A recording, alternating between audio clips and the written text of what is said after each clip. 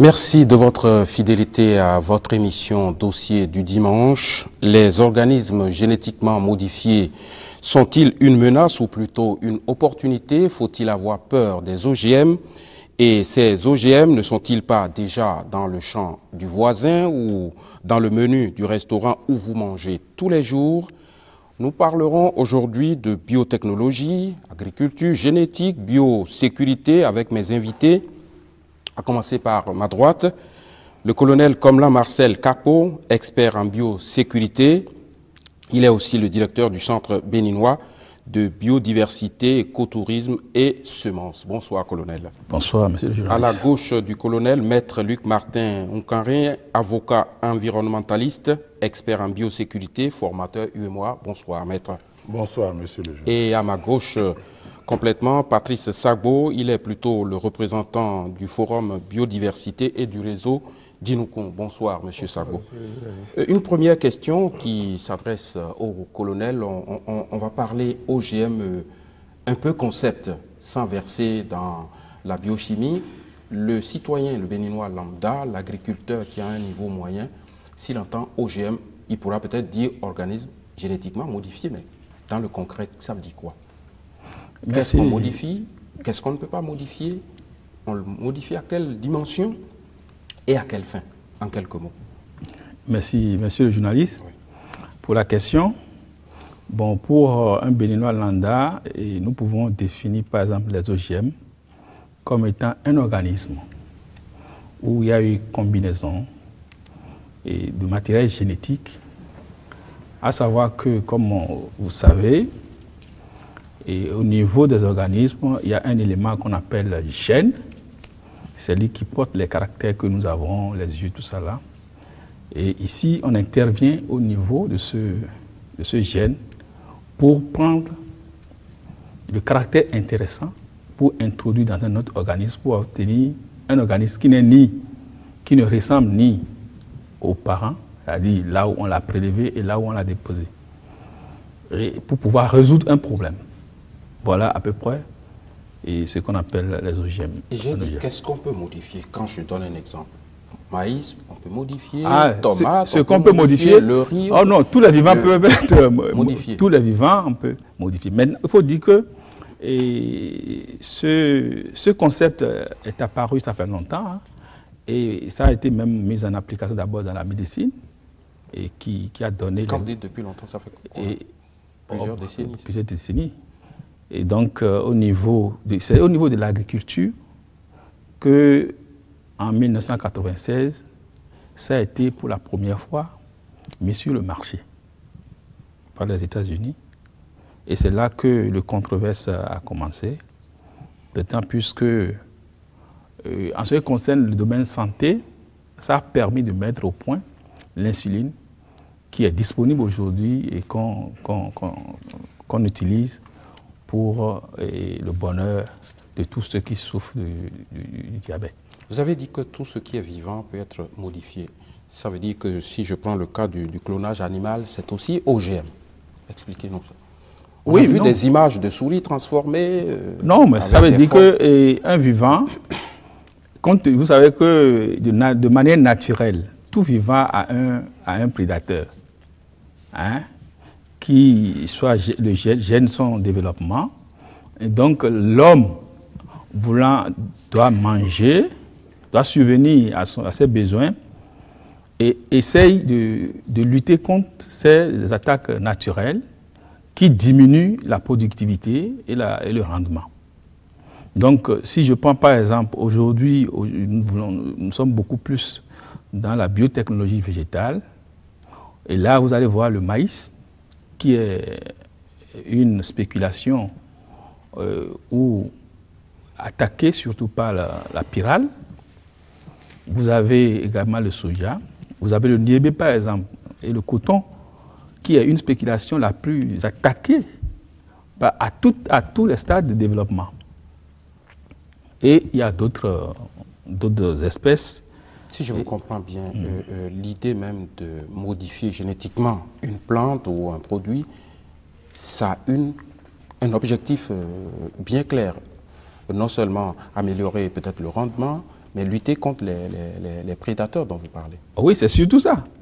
Parce que c'est les prédateurs qui entraînent la diminution de la production, parce que les cultures sont attaquées. Il faut dire que la biotechnologie existe sur deux formes. Il y a la biotechnologie traditionnelle et la biotechnologie moderne. Traditionnelle, c'est ce que nous faisons d'habitude depuis nos parents les plus éloignés, où dans la nature, vous voyez par exemple telle espèce, et soit c'est le fruit qui est gros, alors que l'autre a les fruits moins gros. Vous arrivez à faire par exemple ce qu'on appelle soit le greffage, et vous arrivez à avoir une espèce qui porte les fruits et gros. Parce que le caractère qui vous intéresse, c'est les fruits. Il y a aussi d'autres méthodes qu'on utilise en biotechnologie traditionnelle, qu'on utilise au laboratoire, et on fait des vitroplans, où on n'intervient pas encore sur le gène. C'est-à-dire on fait tout juste la manipulation au niveau des éléments. On prend un porteur et on va chercher l'élément qu'on veut et on met dedans pour pouvoir avoir le sujet qu'on veut. Ça, c'est à part. Maintenant, au niveau de la biotechnologie moderne, on va beaucoup plus loin à intervenir sur l'ADN. Bon, quand on dit l'ADN, c'est plus complexe. Je pense que nous n'allons pas nous mettre à expliquer ça là ici. Monsieur Sagbo, je saute exprès, maître, parce que je sais qu'on va aborder tout à l'heure la réglementation. Et monsieur Sagbo, la théorie qui est, disons, sur laquelle se fondent les OGM, on dit qu'il faut nourrir la planète qui n'arrête de connaître une croissance démographique, il faut la nourrir tout en protégeant l'environnement. Est-ce que c'est une thèse qui vous paraît bien fondée? Merci, monsieur le journaliste. Donc, je parie que les téléspectateurs n'ont rien compris de ce que le colonel a dit. Rien compris, absolument. Vous pourriez peut-être l'expliquer ça? Un OGM, c'est quoi? C'est un organisme de départ à l'état naturel. Il peut être un végétal, un animal ou un micro-organisme qu'on ne voit pas, auquel on a ajouté ou retiré un caractère au laboratoire pour obtenir un organisme nouveau pour un intérêt donné. C'est ça. Donc, comment on l'obtient? C'est ça qu'il faut expliquer aux téléspectateurs. Parce qu'on va faire, moi je ne suis pas biotechnologue, je ne suis pas généticien, mais j'ai fait le bac. On ne pourra pas faire de non, j'ai fait le bac D. D'accord. Donc on est biologiste aussi. D'accord. Je suis en domaine aussi. Expliquez. Et j'ai fait aussi la biosécurité. Donc expliquez plus simplement. J'ai été formé pour la biosécurité à l'université, partout. Comme vous avez dit que le colonel a expliqué, personne n'a compris, peut-être que donc le premier aspect c'est ça. Comment on l'obtient? Donc, si on prend le coton par exemple, le coton. Oui. Donc, on a vu que le coton à l'état naturel, lorsqu'il est planté de manière conventionnelle, était traité plusieurs fois. C'est ce qu'ils ont dit. Mais ils ont découvert dans le sol un micro-organisme qui, à l'état naturel, sécrète une substance toxique pour se protéger contre ses agresseurs. Et on est allé extraire de ce micro-organisme, cet insecte, le gène qui lui permet de sécréter cette substance toxique pour se protéger. Et on dit qu'on va introduire dans ce cotonnier-là, ce gène, pour que lui-même, il s'autoproduise un produit toxique pour que les ravageurs ne viennent plus l'attaquer. C'est la promesse que Monsanto a faite à tout le monde. Donc, si vous me suivez bien, j'ai parlé d'insectes et j'ai parlé de coton. Ça veut dire qu'on est parti de l'animal pour venir à un végétal. Alors qu'à l'état naturel, Dieu a su faire ces choses pour que la barrière d'espèces ne soit jamais franchie. Un animal reste un animal, un végétal reste un végétal. Pour être plus clair, pour que les gens comprennent, lorsque vous êtes dans une basse-cour, et que vous avez même, on reste dans le domaine des oiseaux, et que vous avez des poulets, vous avez des pintades, vous avez des canards, vous n'allez jamais voir, déjà dans le règne animal, des canards monter des dindes. Est-ce que vous me suivez bien? Mais la modification se fait sur le coton lui-même. Oui, suivez d'abord. On n'a pas pris le maïs. C'est-à-dire qu'on n'ira pas, Dieu n'a pas fait les choses pour que... Je suis d'accord avec vous voyez maintenant. Bien sûr. Donc, le premier reproche, et qui appelle à l'éthique, c'est qu'on a quitté le règne animal pour venir dans le règne végétal et on a mis au point quelque chose. Et ce quelque chose, on a mis un brevet dessus. Et ce brevet, ça veut dire que le coton à l'état naturel, qui appartenait à quelqu'un avant, on dit que lorsque nous avons mis notre technologie dedans, que ce nouveau produit devient le nôtre et par conséquent, on met un droit de propriété dessus. Ça veut dire que c'est la privatisation du vivant. Très bien, on va y aller. Et ce n'est pas fini. Non, bien, on reviendra. Le débat, vous n'allez pas garder la parole tout le temps. Je veux avoir l'avis du juriste quand même sur la question, parce que vous êtes tous des bio. Bien, je crois que on vient pour expliquer aux téléspectateurs pour qu'ils comprennent. Vous me donnerez 1 minute. Prenez-la. Pour être simple. Vous voyez, Monsieur Sabo s'est habillé en vert foncé. Je suis en tout blanc. Si, pour éviter que ma chemise se salisse vite, j'ai besoin d'avoir cette teinte dans mon blanc, on prélève son vert en termes de caractère. C'est ça qui est le gène. Techniquement, ce gène, on va l'introduire, après l'avoir isolé, dans mon blanc, pour que le blanc ne soit plus blanc pur, mais porterait ce caractère parce que le résultat voulu est qu'il ne faut pas que ça se salisse vite. Ce que vous dites un peu peut-être à l'image de ce que le cadreur nous a montré tout à l'heure. Maïs, colonel, je ne sais pas si vous regardez le maïs que nous avons à l'écran. Bien, donc je caricature ça. Il a un maïs blanc, on veut avoir la couleur jaune. On ira prendre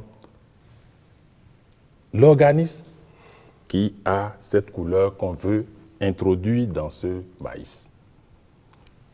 La technologie a les moyens d'aller prélever ce caractère qui est un gène, et puis la technique de l'introduire. C'est pour ça qu'il a parlé de laboratoire. Ça se fait au laboratoire. Puis ensuite, ce maïs ne sera plus tel qu'il est à l'identique là. Il change. On dit qu'il est génétiquement modifié. Donc, une plante est génétiquement modifiée lorsque, en cette plante, on a introduit un nouveau caractère qu'on appelle transgène. La technique et le caractère, ça peut être un, ça peut être deux, ça peut être plusieurs qu'on introduit dedans, fait qu'il modifie son génome, c'est-à-dire son bagage génétique. Très bien, on a compris. Je crois qu'on ne va pas trop s'attarder sur le concept, mais je suppose, et on vient de le dire, il y a un objectif derrière. On a dit qu'il y a une croissance démographique, il faut nourrir la planète, il faut la nourrir avec, disons, des produits de qualité. Et je m'en vais poser la question au colonel. Est-ce que, franchement, les OGM, c'est la panacée face à la pauvreté de la planète? Merci pour la question. On viendra après sur les questions de sécurité alimentaire. Les OGM ne constituent pas une panacée, d'autant plus qu'il n'y a pas de risque zéro. Et c'est pour cela que, en 1992, à Rio de Janeiro, quand les grands de ce monde ont adopté la Convention sur la diversité biologique, le problème a été évoqué. Mais à ce stade, ils ne se sont pas entendus sur comment ça doit se passer. Mais on a identifié que la biotechnologie moderne peut constituer un problème. Et là, ils se sont donnés près de 10 ans pour arriver au protocole de Cartagena qui porte sur la prévention des risques biotechnologiques, signé par notre pays et ratifié par notre pays. Et là encore, les gens ne se sont pas entendus sur l'aspect responsabilité et réparation des dommages. Très bien, on va arriver là, pour ne pas être trop technique.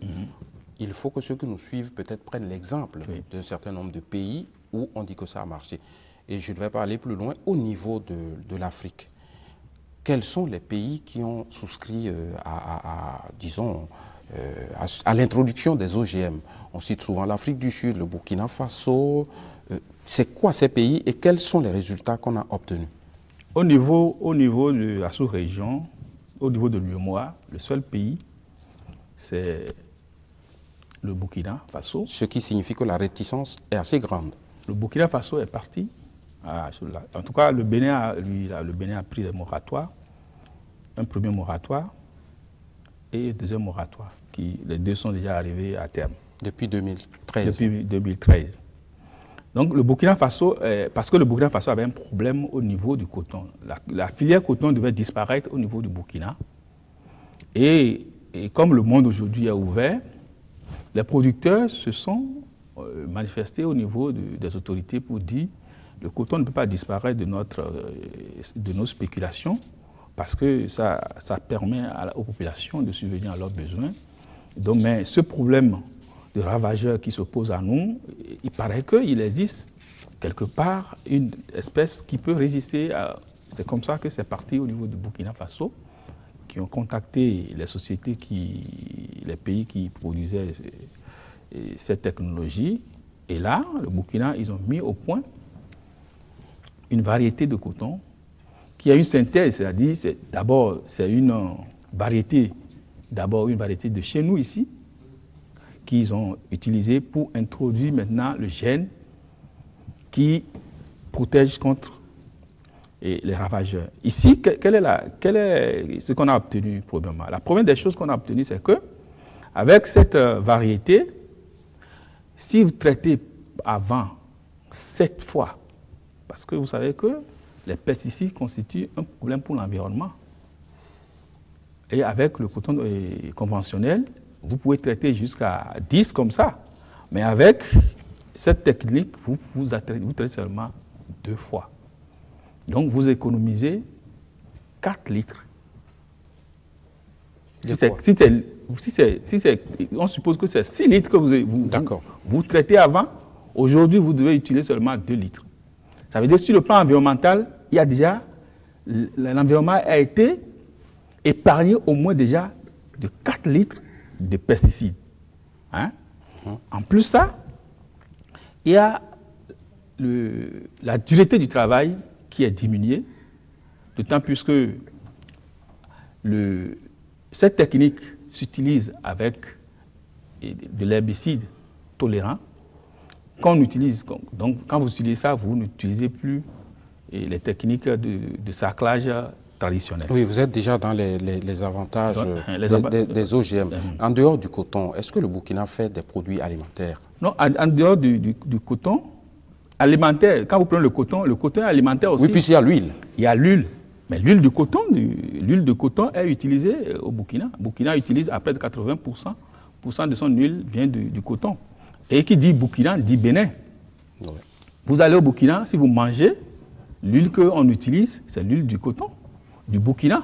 En plus, ceux qui viennent de l'extérieur. Donc pour le moment, le Burkina, c'est seulement le coton. C'est le coton. Mais ils sont maintenant, parce que les OGM ne se font pas comme les autres cultures. C'est des stades. Vous avez d'abord le stade laboratoire. Après ça, vous avez le stade semi-confiné. Et après ça, vous allez au champ ouvert. Est-ce qu'il y a un pays au niveau de l'Afrique et peut-être de la sous-région qui utilise, où on a introduit les OGM au niveau d'un certain nombre de produits que vous venez de citer, le maïs, par exemple, quel est le pays? Le maïs, par exemple, au niveau du Ghana, actuellement, est déjà au champ. Le maïs au niveau du Ghana. Le Nigeria, n'en parlons plus. Le maïs, eux, ils sont au niveau du manioc. Et actuellement, ils sont déjà presque, ils finissent bientôt en 2000, nous sommes en 2015 maintenant. certainement en 2016 déjà, ils seront déjà au champ. Très bien. Je vais interroger l'avocat qui maîtrise les rouages de la réglementation. Le colonel vient de nous dire qu'il y a eu déjà 2 moratoires, 2002 qui a expiré, 2008 et qui est fini depuis 2013. On est à quelle étape aujourd'hui au Bénin? Est-ce que nous avons des produits déjà OGM, peut-être produits au Bénin? Je ne parle pas de ceux qui entrent comme l'huile du coton burkinabé. On en est où aujourd'hui au niveau de notre pays? Merci beaucoup, monsieur le journaliste. Permettez-moi de faire un petit pas en arrière pour revenir sur la question que vous avez posée. En vérité, l'instrument capital fondamental qui règle toutes les questions relatives au développement des biotechnologies modernes, c'est la Convention sur la diversité biologique, qui a 3 objectifs sur lesquels je ne reviens pas, mais il s'agit essentiellement de la préservation, de la conservation de la biodiversité et comment pérenniser cela pour que ce soit utile pour nous. Déjà, dans cet instrument international, dans cette convention, la communauté internationale, comme il dit, c'est l'ONU qui a organisé le sommet de Janeiro en 92, juin. Et donc, cette convention qui a été adoptée à Nairobi le 22 mai 1992 et qui a été ouverte à la signature à partir du 5 juin, a déjà reconnu que cette technologie comporte des avantages et des risques. Je voudrais donc pour la suite que ce débat de « il y a risque, il n'y a pas risque », qu'on l'évacue. Il y a risque. Mieux. Parce qu'il y a des risques et qu'il y a des avantages, ne parlons pas des avantages parce que c'est les risques qui préoccupent les consommateurs d'une manière ou d'une autre. Eh bien, la communauté internationale, je veux dire tous les pays du monde qui sont concernés, plus de 173 quand même, ont pu arriver à adopter un protocole qu'on appelle le protocole de Cartagena, qui est le protocole sur la prévention des risques biotechnologiques relatifs à la Convention sur la diversité biologique. Ce protocole, qui est un instrument privilégié, qui définit comment il faut prévenir les risques, tout au moins les réduire, pour que cela ne soit pas un fléau mondial, tous les éléments sont là. Le problème fondamental, c'est de savoir comment mettons en place les mécanismes qui sont prévus pour que la santé de la population soit préservée. Déjà, quels sont ces mécanismes? Que tout est dedans. Si nous je vais y aller progressivement. Que l'environnement soit préservé, ne soit pas bouleversé, au point que cela pose des problèmes à l'humanité. N'est-ce pas? Donc, et que dans la mise en œuvre donc, de cette biotechnologie moderne, eh bien, on voit que les aspects socio-économiques ne perturbent pas le bien-être des populations, puisque nous sommes en plein dans ce qu'on peut appeler le développement durable. Voilà de quoi il s'agit. Donc, maintenant, venons à l'état de lieu au Bénin. Ce protocole qui a été donc adopté et que le Bénin a ratifié. Demande à chaque partie, ces États qui ont ratifié, qui sont partis, demande qu'ils mettent en place un certain nombre d'organes, de structures au plan administratif, au plan technique, au plan scientifique. Je dirais même au plan des ressources humaines, ça commence d'ailleurs par là, dont toute une batterie de précautions pour que, ma foi, les risques potentiels qu'on ne connaît pas encore, qu'on ne maîtrise pas, n'est-ce pas? Eh bien, on puisse réduire leur effet s'ils devaient arriver un jour.